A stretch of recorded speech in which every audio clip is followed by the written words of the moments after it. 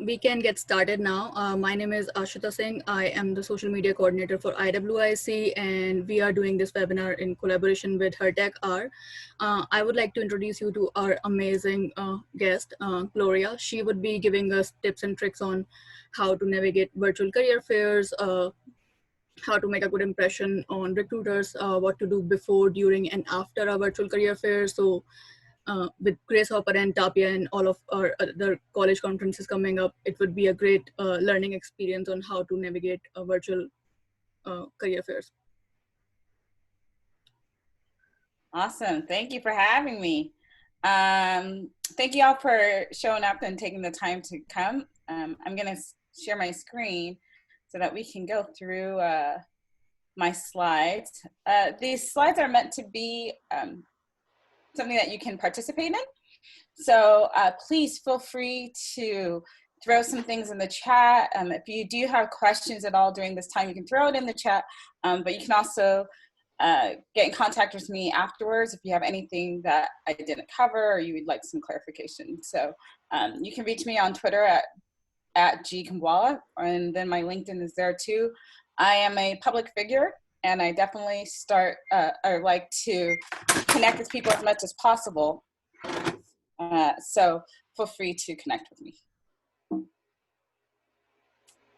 All right, so just to get through some housekeeping, again, the questions, you can just either write it down on a piece of paper or to drop them in the chat.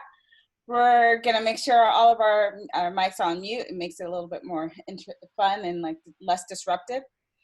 I suggest having a Google Doc or a piece of paper for you to interact with and take some notes, as well as just to have saved, because you're going to take some of the activities that we're doing and apply them.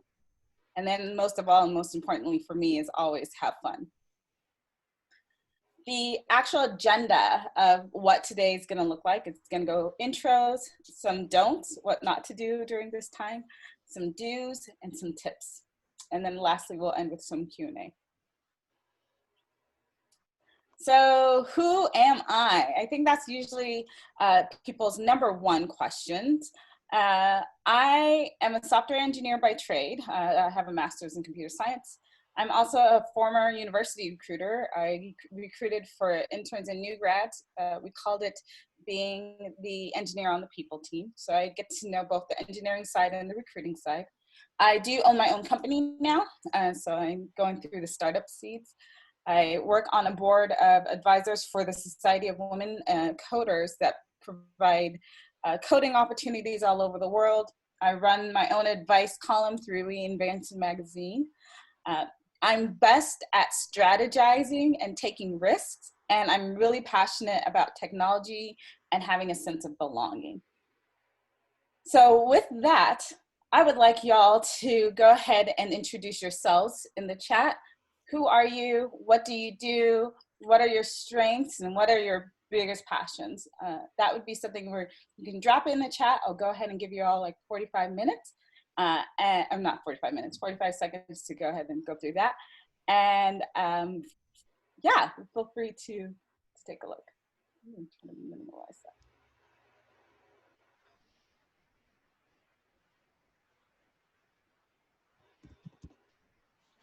And as you go ahead and do your introductions, also, you might want to keep this introduction on that Google Doc because we'll be referring to it in a moment.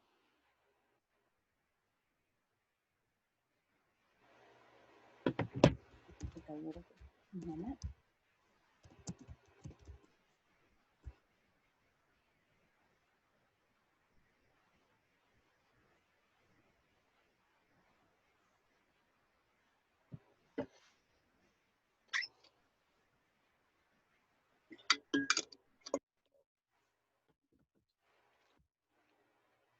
It'll probably take about 20 more seconds.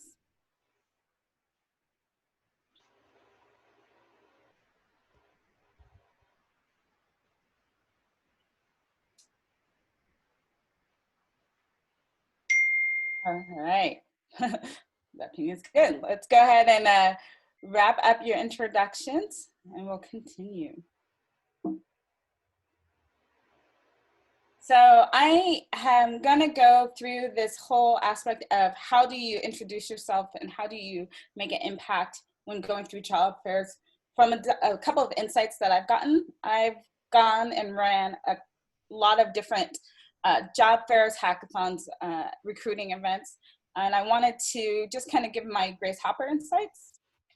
I've attended Grace Hopper as a speaker. I've attended as a scholar, and I've attended as an event lead, or the person from a company who organizes the whole company presence when they're at these type of events. And so when I'm bringing my perspective into how you can best navigate some of these job fairs, I'm coming from a wide angle to bring you the best strategy possible to these type of networking events, and bringing some of my insight that I'm hoping would be helpful to you too.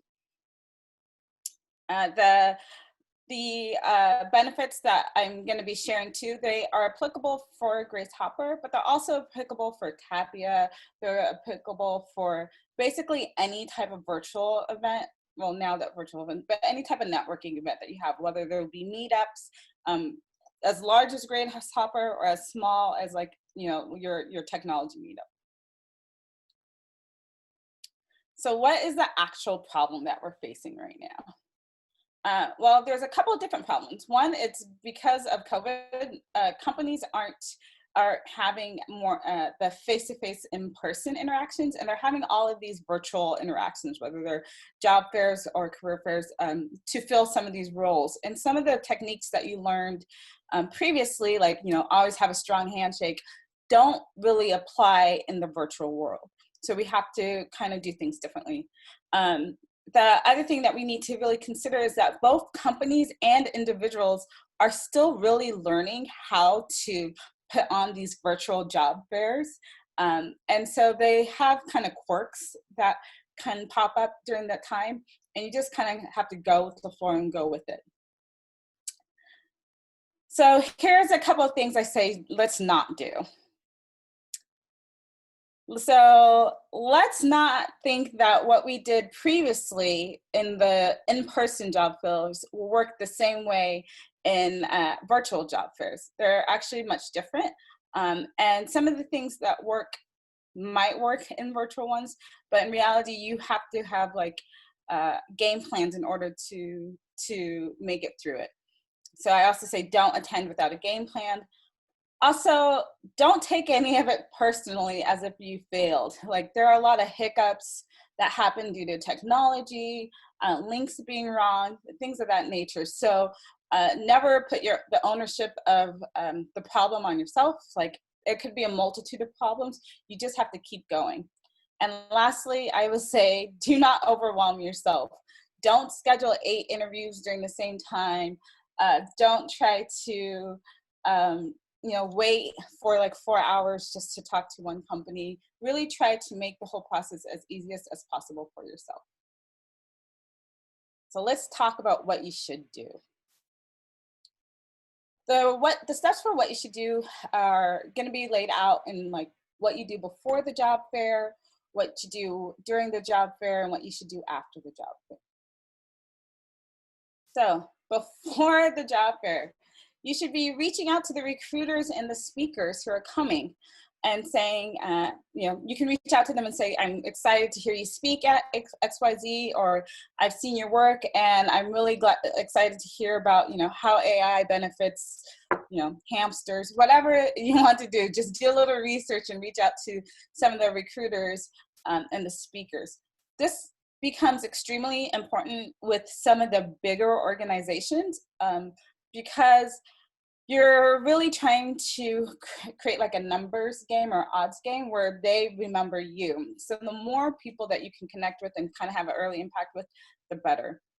After that, it's you want to remember to update your LinkedIn and your GitHub. Make sure that all the links are correct, the contact information is correct, that your remind yourself of the projects that you worked on, make sure your resume is up to date, things of that nature, things that you should be doing beforehand.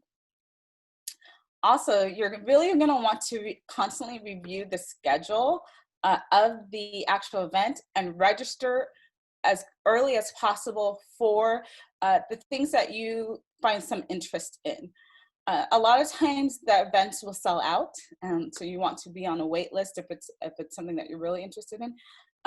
But you also want to use your time effectively too. So when these sell out, then you don't get the opportunity to go back into those organizations and kind of introduce yourself. Lastly, I say to leave open space in your schedule. That open space, I usually say to do about 2 hours. If you're at a conference or some type of network event, leave about 2 hour window. That window can be used for like decompression from the event because sometimes they're very stimulating. It can be used for times to network and interact with someone that you might have just been in a session with. It can be used for interviewing with a company that you hadn't really given them any thought previously for. So I always say leave the space open for that. And lastly, actually start the interview process, or at least the application, with some of the companies that you're seeking to get hired from while you are, before you go to the job fair. So if you know that Facebook is going to be at Grace Hopper, you're going to want to fill out and apply, and maybe even start interviewing for their software engineering roles or the data science role or whatever role applies for yourself. You're going to want to do that before the conference. And the benefit of doing it before the conference is that you can always ping one of the recruiters and let them know that you'll be at the conference, and be involved in any of the activities that company has at that conference as well. So it just gives you multiple touch points with not only the recruiter, but the organization, and kind of raises your clout and puts you to the like top of the resume pile, because they show that you're already having part of the process. The other benefit of this is if you're someone who has interviewed and you're waiting to be like moved forward to the next step or things of that nature, they're a lot less likely to kind of get stuck in the shuffle of recruiting if you're on top of the process and you're reminding the recruiters that I went through the process, the first process, or I've already applied, I'm just waiting for an interview. You're more likely to get scheduled that interview even before the process has already started. Okay. Oop. Yeah. So LinkedIn is going to be one of your greatest assets prior to going to these job fairs, because a lot of recruiters use LinkedIn for multiple reasons. And you're going to want your LinkedIn to be a very strong asset, not only as far as information, but very much authentic to who you are. A lot of times it's very difficult to convey your personality virtually, because a person's not there, they're not feeling the warmth of you speaking. It's just harder to make a connection. So it's great to be able to use your social media profile as a tool to show who you are. So for me, you know, I'm Gloria. I'm a water baby. I'm always loved being in the ocean. That's kind of where I grew up. And so it kind of has a little bit of a resemblance of something that I like. But the other side of it that's important is like my about section. It always talks about what I'm passionate about. And if you've noticed in my intro, I talked about passion. You know, I'm passionate about connecting tech and creating a sense of belonging. I'm passionate about diversity. I'm passionate about Ethereum. And this is an asset because companies want to have individuals that are passionate about the work that they do. And it's a lot easier to connect their mission to your passion than it is to connect a role to, you know, the amount of money that you'll make at that role. You know, so if you can connect on passion, it's a starting point for good conversations. So within your LinkedIn profile, you want to make sure your profile is as complete as possible. You're going to want to get recommendations from previous colleagues, managers, things of that nature, or get different, you know, people endorsing your skills. You're going to want to join groups, whether it's, you know, the Society of Women Engineers, NSBE, things of that nature.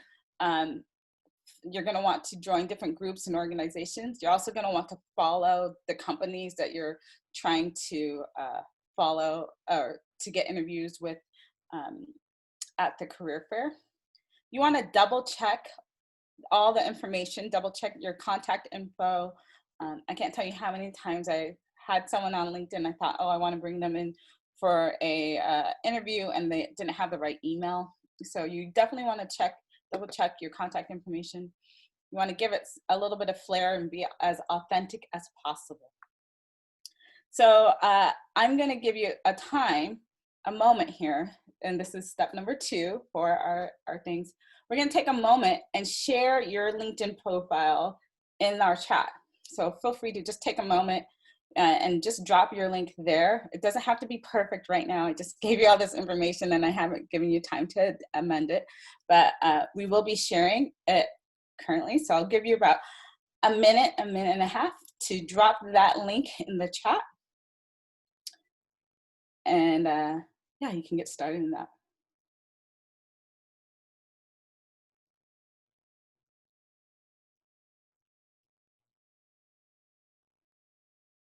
This is great.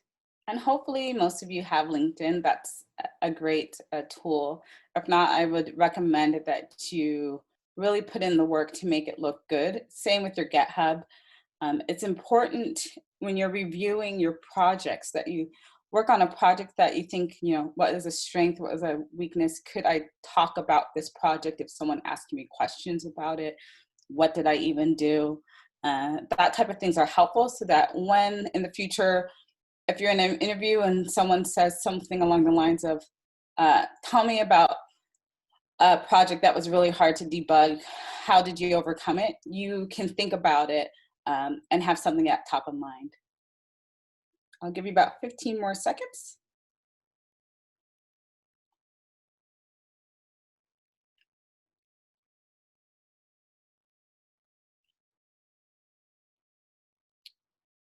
Perfect. All right, let's move on to what to do during the job fair. All right, so this is where you get to have some of the gameplay that had happened beforehand come to work, and you're gonna come and bring your best self. How that happens is you kind of want to have a game plan on how do I represent myself the most effectively. Sometimes, you know, if you're a quirky person, you could have a quirky picture during the virtual fair. It just brings a little bit more of yourself. If you're bubbly, that's great too. If you're not, that's totally fine as well. The game plan is really about amplifying yourself during that time. And so one of the ways that I like to bring everyone up to the forefront during the career fair is really during those intros. When you have an intro to it or the career fair starts, and you're in a chat or room, you can just say hi to everybody. Hi, my name is Gloria. Here's my LinkedIn. You know, I'm so happy to be here. Things of that nature, which will actually kind of bring attention to yourself and allow you to stand out more than all the rest of the attendees. So that's why I had you write your intro and connect your LinkedIn. You definitely want to prepare early. So make sure you have like your water and you're focused and you're centered. You want to do your homework, know a little bit more about the organization throwing the career fair, the company that you're visiting from, and be yourself and be authentic. Remove the distractions and follow up as much as possible. But here's how you actually stand out with the recruiters. So in a chat, if you're in a chat with them and or at a job fair, if you've already reached out to them previously, you reintroduce yourself to them. So I would say, you know, hey, Sarah, this is great. I just reached out to you on LinkedIn yesterday about my application for a software engineering role. So that lets them know that you did a little bit of pre-homework, but this is our second time introducing yourself to them. And the good thing about that is they'll remember to like, A, go check on your application. But B, they're more interested to talk to you because you've already started to do some legwork and it's not the first time that you've met. Ideally, you you might be in the interview process. So I let them know, like, hey, hi, Sarah. I applied for the software engineering role and I'm just waiting for my interview schedule. Great. It lets them know where the hold is or the block is in the funnel, and lets them know that you're in the process. So if you see one of the recruiters that you had talked to previously, and you see them in the chat, you just go ahead and reach out to them and say hello. The next part I always say is to active listen. One thing that I like is when someone is talking about a website or a tool or something like that during their talk, I like to take that website, just the link, and throw it in the chat. And to the speaker, it's as if you're helping them. And it's really like the rest of the people in the community seem to really enjoy that piece of feedback. But also, if they're talking about a tool that you used, you can share, you know, a YouTube video that you used that helped you learn the tool better, or just your experience with using that tool. And it makes it seem like you know more about the tools that you're using, the positions, the applications that has during that time. And it's another good way to stand out. The other thing that I really also want to point out here is that when they have these job fairs and career roles, sometimes they have other like opportunities where people are speaking. It might not be the job fair portion of the conference, but it's like, you know, someone from Google is talking about Google Home and how they use that to connect. That's also a good time to meet with recruiters or meet with employees and see, you actually have better odds there of them trying to get interviews, trying to connect with recruiters, things of that nature, because the pool is a little bit less amount of people during those sessions than it is in the general career fair. So if you know that Google is having a career fair and they're having 4 different speaker sessions, it might be easier to navigate the speaker sessions and have some more one-on-one time on the recruiters than it would be to navigate the career fair and get less one-on-one time. And afterwards, I always say connect. So connect on LinkedIn, maybe connect on Twitter, send them a message of what you appreciated it, and make it sincere. Okay, so here we are. We're going to take a leap of faith. And we're going to find out, again, in the chat, you're going to drop a little blurb on your dream company and your dream role at that company and why. So to give you an example, I had a friend that really wanted to do animation at DreamWorks because she was a Star Wars fan. And so that was her thing. She's like dreamed out loud for the next couple of years. And eventually she got a role of like, oh, I think it's like assistant animatronics and DreamWorks. I can't remember her exact role, but there's ways to dream out loud and people connect, and later on, it's nice to see what people want. So if you already know what your dream role is at your dream company, feel free to drop that in the chat.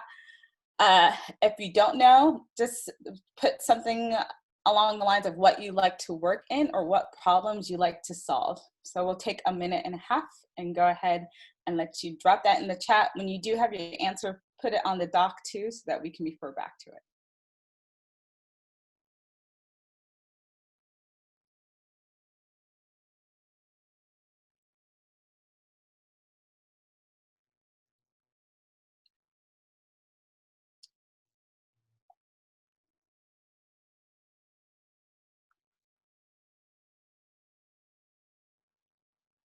I'm hoping that you all are finding this helpful.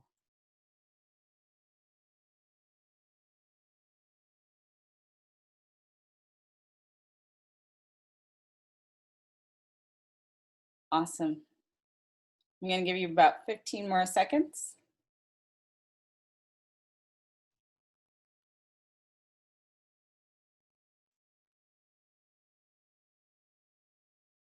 All right, let's move on. All right, so now we get to the part that's after their job fair.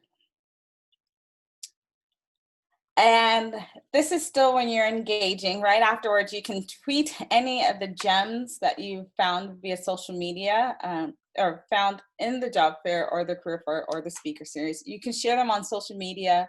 You can talk about, oh, I just stopped at Pixar's booth and it was great hearing what they're doing with, AI. It's great little blurb, it's nice piece of contact.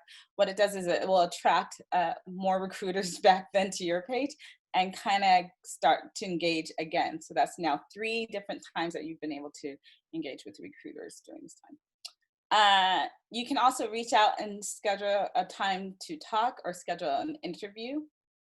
The best type of opportunity from that is when if you know someone who does the role that you want to do at the dream company that you want to work at, you can ask them, if they would be willing to take time to talk about it and talk about their journey to that, their path to that role. If they would want to discuss how a tool, that you used helped during that role, give you feedback on resumes, or do mock interviews, or actually just kind of connect on another level and just say like, I really am interested in figuring out how do you move money through payment systems. That's a good intro for anyone who's dealing with like Visa or credit card or PayPal or anything like that that moves money. So you can reach out and just schedule a time to talk. But again, the most important thing from the job fair is to get the job. So I always try to say, try to figure out a time to interview. And the request for an interview could be as big as saying like, do you know when interviews are starting? I really would like to I've already applied. I wanted to interview for the role. And sometimes it can be just that simple with recruiters. With other things, it can be, can you give me feedback on my resume? This is a role that I'm really interested in, and I would love to know what I need to do in order to be able to be considered for it. And a lot of times, recruiters will look at your resume and determine whether or not you are to the point where you should be interviewed for that role or not at the time.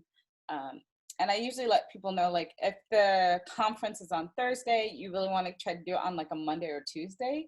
I prefer Tuesdays because then you can use Monday to send out the reminder email that you're going to talk on Tuesday.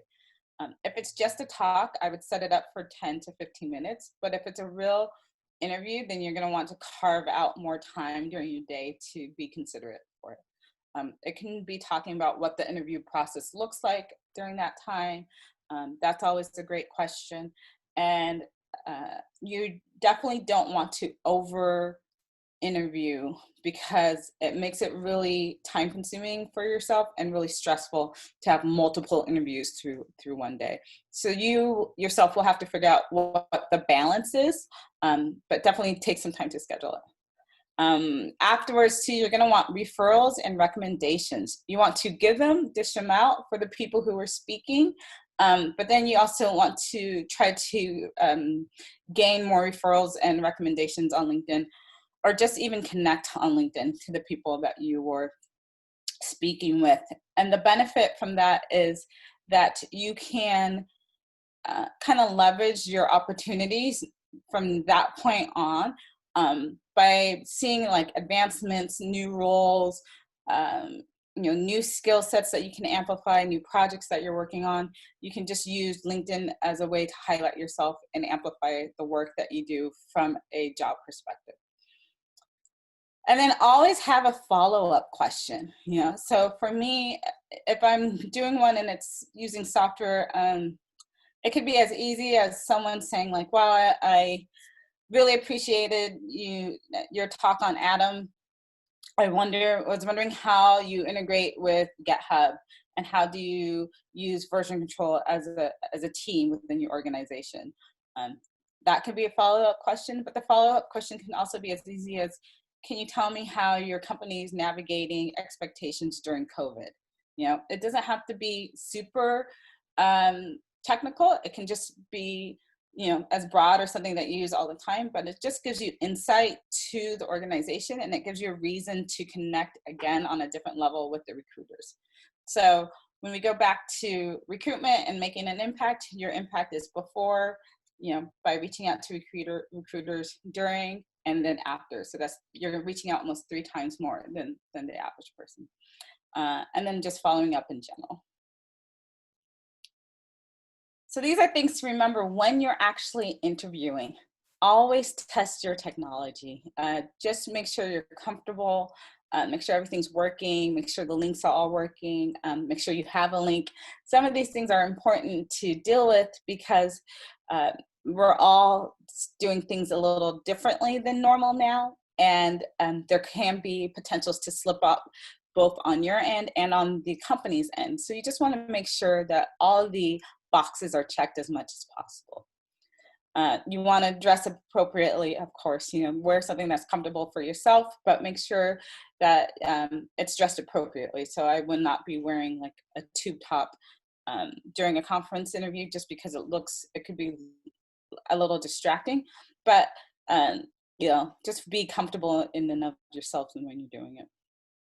Do your homework on the organization, have a question, know some of the typical questions that they might ask, there's a lot of research that you can do on YouTube on work-life balance or things of that nature. So just have done your homework. Be personable. Beyond personable, I would say be yourself. So if you're someone who's naturally quiet, just let them know, you're usually a little bit quiet. The one thing I will say for software engineering interviews is you are definitely more beneficial if you are thinking out loud on that perspective, or if you have notes on the side of what your game plan is going to be, but don't try to be something that you're not. That's a little bit more weight to navigate. If you feel like your face isn't expressive, but you have a picture that's expressive, use the picture and ask them. But you really want to be as authentic as possible during these interviews. Lastly, I say remove all distractions. Remove the pop-ups from your computer, turn everything off except for the app that you're using. Lock the door if you need to. I had to take one time a software engineering interview in the bathroom at 8 o'clock in the morning because it was the least sound, it's the most soundproofed place and the least distracting place. So wherever it's comfortable for you to take the software interview or any type of interview, make that be the place that you do it. And then always follow up. When can I expect to hear back? If I have any questions, who should I reach out to? Things of that nature. What's the rest of the process from here? You always want to follow up from that. All right, so here is your opportunity to provide a little bit of feedback regarding your last role. And what I would do for all y'all who are also contributing in the chat and looking in the chat, you're going to share your last role, whether it's if you haven't had a role yet, you can share your experience at school. What was it like? You can share the organization that you were at, who was the recruiter, and who should you connect with in the future. And the reason for this is it's going to help you in a second when we start to talk about referrals. But what you're going to see is people who worked at, Microsoft or LinkedIn or, MSNBC or, I'm sorry, not MSNBC, NBC Universal. And you're going to see all these different roles pop up. And you're really going to want to connect with those, hear the feedback that they give, and connect with those that had a role at a company that you were interested in. And the reason for that is they have a lot of insight on who the recruiter was that they worked with, the referrals. Hopefully you can connect on LinkedIn together with the colleagues that you're talking to right now. But what I want to do is just allow you to take a moment and share what was your experience like. Did you really enjoy working for, Twitter when you were there, and what was the best thing about it? Or did you not like working for, my company, Shule, while you were there, and what was the feedback about it? So we're going to take 2 minutes or a minute and a half and share your experience about your last role. and then probably take another minute and just scroll through and see what people are saying about their organizations. And it's just going to give you a little bit of insight. So feel free to drop that in the chat and save it on the side. And if you see anybody that you should connect with, I would try to send them a private message and say, would you mind connecting in the future via LinkedIn that you've already shared.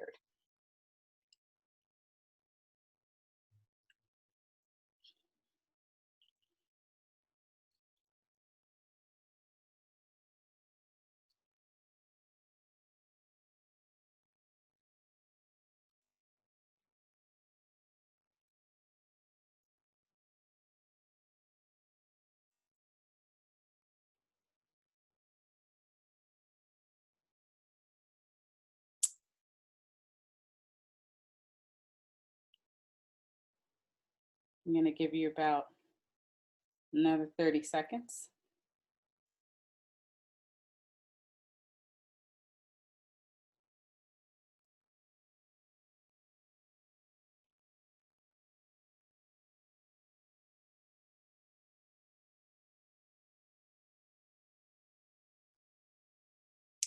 All right, I'm going to give you another 30 seconds now.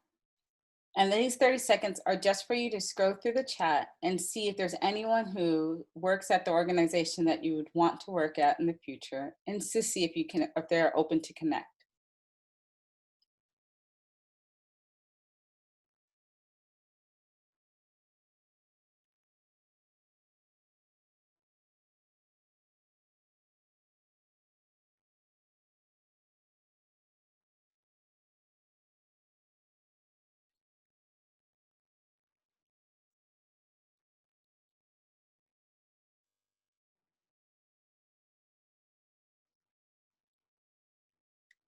Beautiful.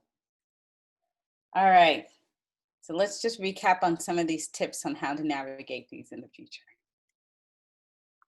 These are some intro statements. If you looked at your interest statement, again, from what we did previously, mine might look something like this. Hi, I'm Gloria Kimbwala.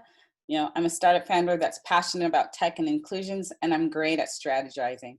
My LinkedIn profile is this. I'm excited to be here. This would be a great statement for the beginning of the career fair that you are having virtually, the speakers. You can just take it and drop it in the chat. What will most likely happen is the recruiters that are also in the room will most likely go to your LinkedIn pretty much right away, because most people aren't taking this step of introducing themselves and what they do and what they're passionate about, their strengths, and their LinkedIn, and all the rest of the information they can get from your LinkedIn. So you don't have to really make it a very elaborate intro. It's just a really quick, easy intro for people to do. So this is a statement that I have for a recruiter. This recruiter, in this case, is my friend Rhiannon. She owns her own other company, but it's just an example. But this would be something that I would send out to a recruiter statement before I attended an event. It would just say, hey, Rhiannon, I saw that you were going to be at GHC. I love how Google is using maps to connect communities. I recently applied for a data science position and can't wait to hear more of what you have to say about the culture. I would love to know more about when interviews start. And also, are there any other company events I should know about? This not only tells the recruiter that, hey, I already applied for the position, you can go look. I'm excited to learn more about the company, but also, when do I expect an interview, and what else should I be doing to get a job into your organization? This is a really great recruiter message, and most recruiters will be more excited to engage with you on that aspect, but it also leaves the door open so that if post the event, you can just change the line and say, I learned so much about Google's culture at Grace Hopper during our job fair. I'm really excited to hear when interviews start. Thank you so much for taking the time to talk to us today. So it still gives them an action item of saying, when should I expect an interview? but it also shows that you've done your homework and you're not just kind of throwing your resume around to every type of company that you can come across. So this is my, these are the other tips that I say to do. And one of them is to be open to different organizations. When you're at these job fairs, sometimes there are companies that you haven't really thought of that you might seem interesting, but they're not like the big four. And I still say, test it out, check them out, see what you think about them. I've seen many of the people that I've mentored have great careers at organizations that they never would have applied to had they not just stopped at their booth, and they've been there for years.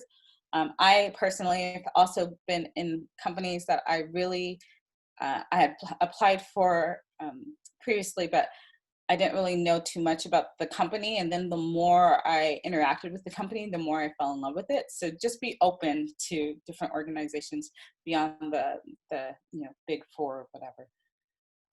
Next is follow up. You really can't follow up too much, especially if you're in the interview process. I would not assume that the recruiter is waiting or the ownership is on the recruiter. I would just be in consistent conversation with it.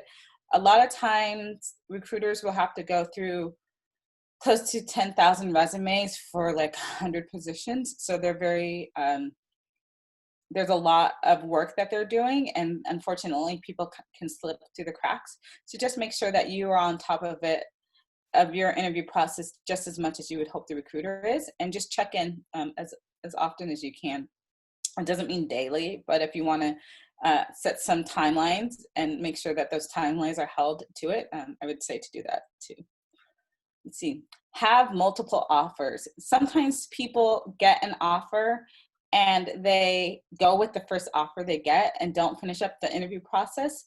But if you are interviewing within a company and you like both companies, just let the recruiter know, I'm almost finished interviewing at my other ones and I'm expecting an offer. When can I respond back to you to accept this offer? Or say I have multiple offers and I really like time to think about it. What that does is just shows you're on demand. Negotiate, always negotiate. Like that, hands down, always negotiate. The worst someone can do is say no. So always try to negotiate. A lot of times, unfortunately, women or minorities tend to suffer the most as far as payment gaps. So negotiate.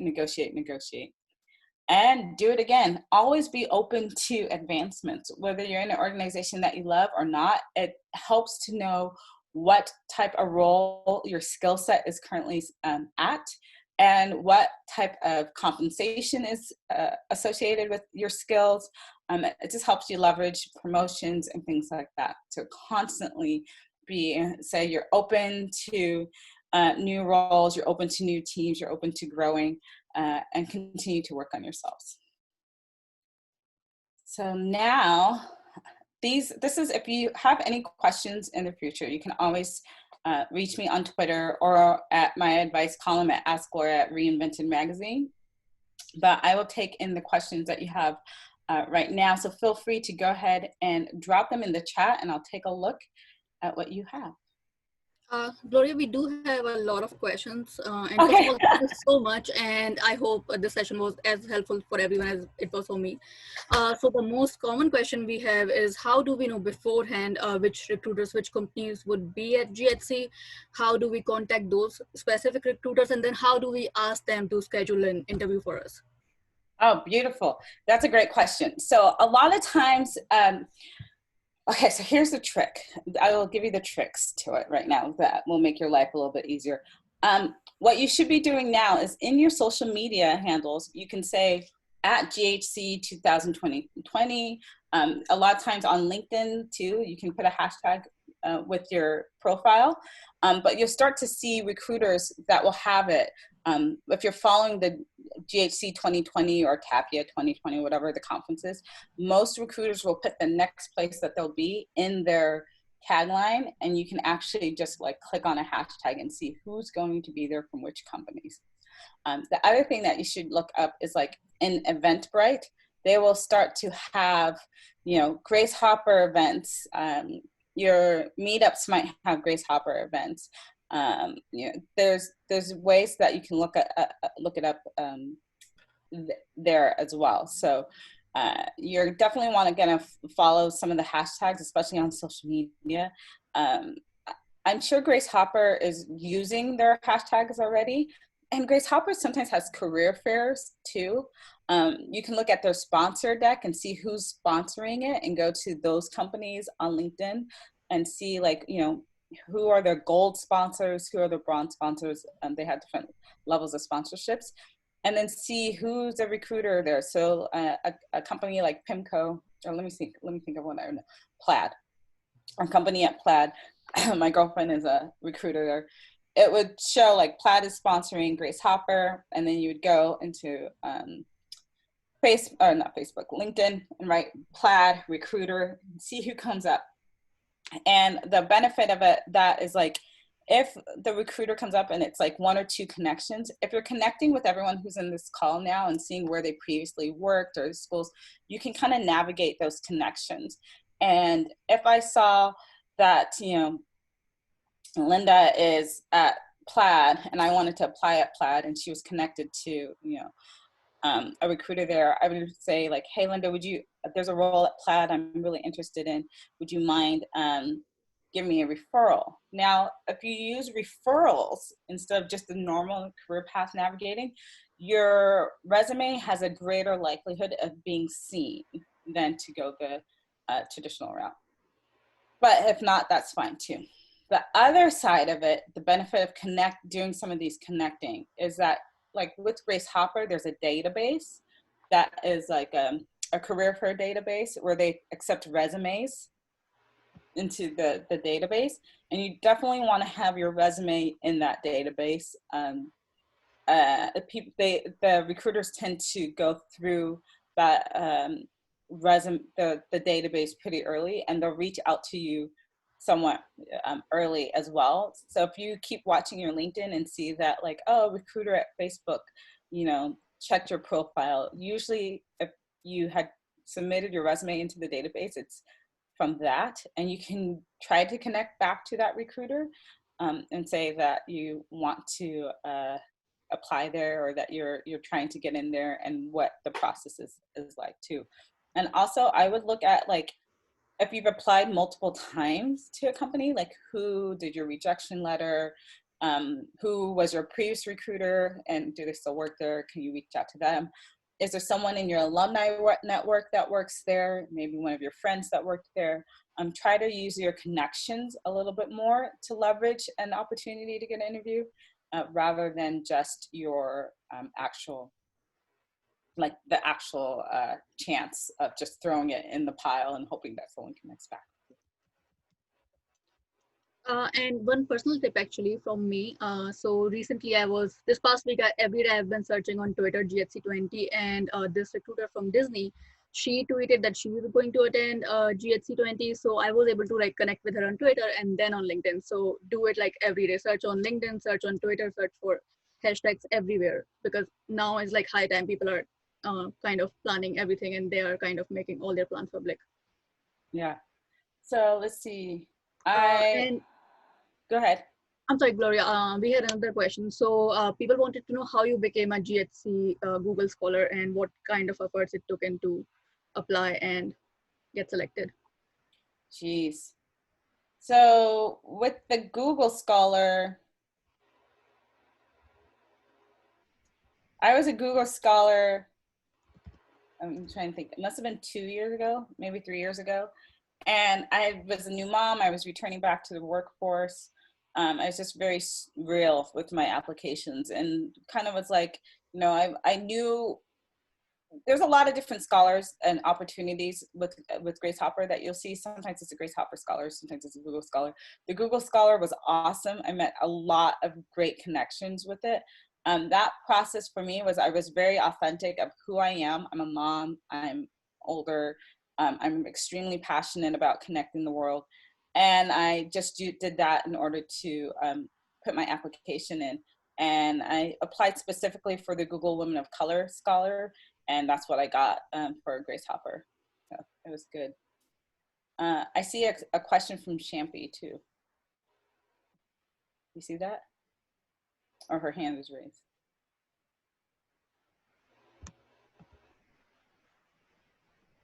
Do you have a question, Champy? You're gonna have to unmute yourself if you want to ask it.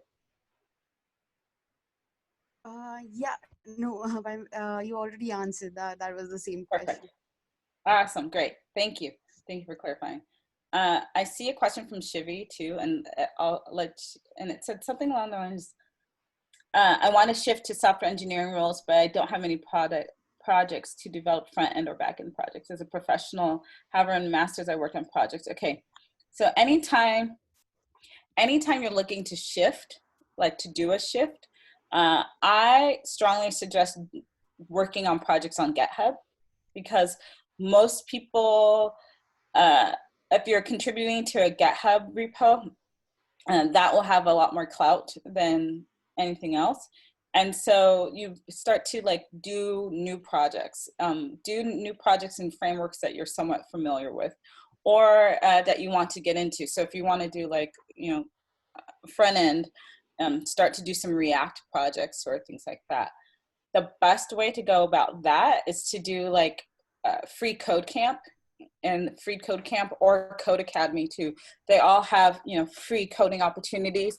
And I just link my projects that I work on free code camp or Code Academy and put them on my GitHub repo and say like, oh, I was doing a tutorial from free code camp and this is what it looked like and this is what I achieved.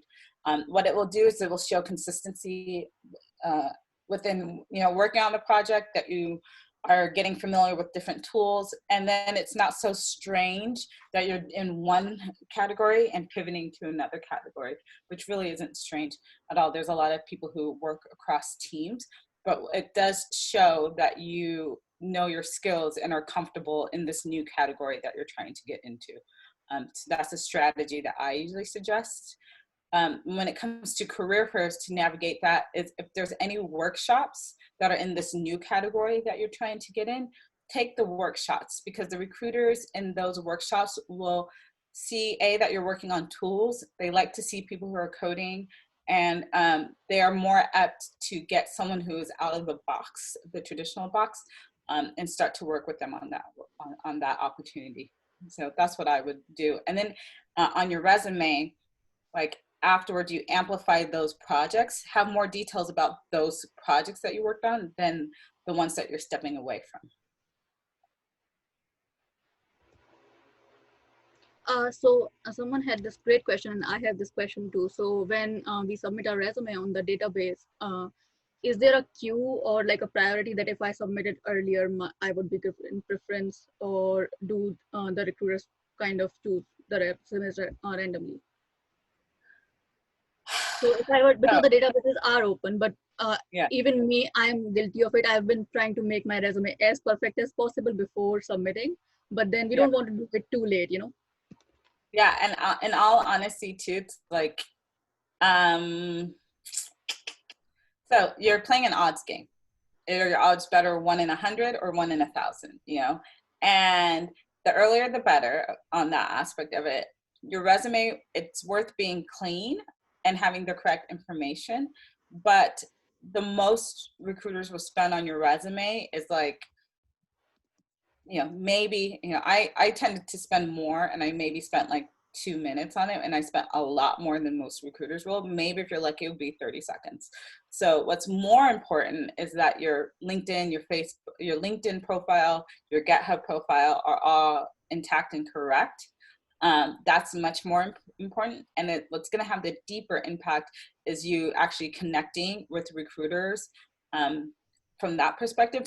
But the best is to connect with people who previously worked there through referrals. Like that, just it's an easier way to get your foot in the door of some of these organizations, whether it's an employee that's speaking at one of these conferences, or a recruiter, or a past colleague that works at a company that you're interested in working at.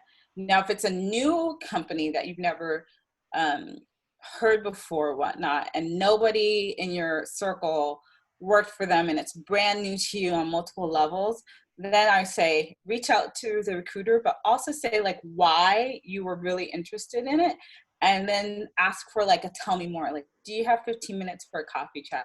The more that you get closer to Grace Hopper, the less time recruiters are going to have available for you to have coffee chats, talk one-on-one. But it's better to like schedule something like that in some of your key companies than it would be to spend all this time trying to perfect your resume, because it might not be the best return on investment on there. But also the side of like having a strategy, I would say, you know, my top 4 companies are Google, LinkedIn, Twitter, and whatever, Pixar. My next 4 companies that I would really like would be, you know, just whatever. Like have your top tier, your middle tier, and your lower tier, and see like what is it that you really, really are interested in. For me, I always like fintech, and I always like, I mean, I do fintech and blockchain, so I'm kind of pigeonholed myself. But that means that anytime I'm at these career fairs, I might get swag from everything else, but I'm really going to invest my time in anything that's leveraging those 2 organizations or those 2 type of technologies. If you're a gamer, don't try to go to all of these things that don't deal with gaming. Focus on the gaming companies that you really are interested in and reach out to some of those organizations. So it's really best to have like a strategy and what do you really want to do? What do you enjoy doing? And go through it that way. So sorry. When do you recommend, oh, I just said that, okay. When will we get membership login? Oh, I don't know about that. Can we submit groups using guest logins? Oh, the login ones for Grace Hopper. Okay. Grace Hopper is September or October? October again this year? Usually they open up. I'm sorry, October? September 29 to October 3rd. September. Okay, yeah. So they're probably open like their database for logins within the next 1-2 weeks. The most important things with Grace Hopper, though, again, it's going to be when they, you know, you should go on their site and put in some information in your calendar. When do they open their database? And when do they open their logins for registering for their events? Because some of the things like Google Women of Color will sell out within 4 hours. So if you don't go the day of that event and get signed up, it's gonna be sold out, especially some of these bigger organizations. So try to put that in your calendar so you know when they're happening, and really try to be on the ball of that, because that's going to be your best bet to like navigate through the conference. Okay, then would you love to? Oh, okay, perfect. Hold on. Gloria, Akshita has this great question. So the initial conversation with the recruiter would be easy, but how do you follow up, and what do you say in the follow-up conversations, basically? Oh, good question. It can just be as simple as like, you know, hi Gloria, I submitted my application and I completed my interview. I'm just looking for what is the next steps. And tell them when, because sometimes it's just been a couple of weeks. Other than that too, it's like, hi Gloria, I applied for a software engineering role. I wanted to know if you would be interviewing at Grace Hopper, or is it possible to start the interview process earlier? And an insider tip is most organizations want people to be done with the interview process by Grace Hopper. You know, they're trying to give out offers. They're trying to like let people relax. So most of the times they'll let you start. I mean, it's August, so most companies are already starting to let people interview. So I would just let them know that. And sometimes it would be for me something as easy as, hi Gloria, I'm gonna be at Grace Hopper and I'm really excited to hear you speak. I would love to know if I could start the interview process now. or when is the earliest that you start doing interviews because I'm interviewing at multiple companies. It can be as easy as that. And they'll let you know. And then if they hadn't like responded back, so let's say I applied on Monday, I would usually like a response by Thursday or Friday, you know, and I'll follow up on like, we'll just say follow up Fridays. We'll just create follow up Fridays. Apply on Monday, follow up on Friday, you know, and see what their responses are. And then at least that allows you to schedule it and schedule your week. And as interviews are coming up, you might want to let people know, like, you know, I'm having multiple interviews for next week and I really want to get you in. But I need to know, you know, what date will work best for you. And that will start to kind of create some urgency for them on your part too. Awesome. So one final question, Gloria. So Yeah. someone asked, how do we make sure that our resume would be picked up by ATS services, and how important is ATS? So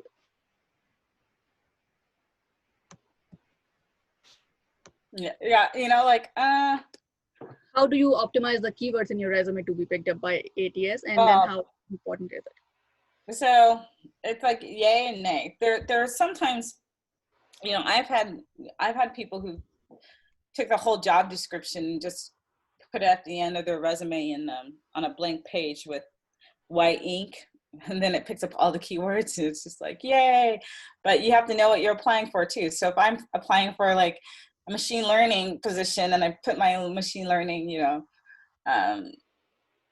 the machine learning description on my resume, and then I'm not qualified for it, I'm not going to feel bad for not getting like the role, you know.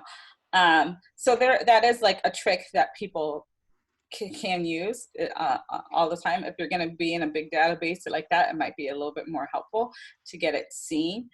But again, your best bet, if I was doing Grace Hopper, when we would go to Grace Hopper, the best way for candidates to get interviewed were the ones who went to our events, the ones I talked to personally and I promised to speak out to, and then the database. And sometimes it would take weeks before we even got to the database.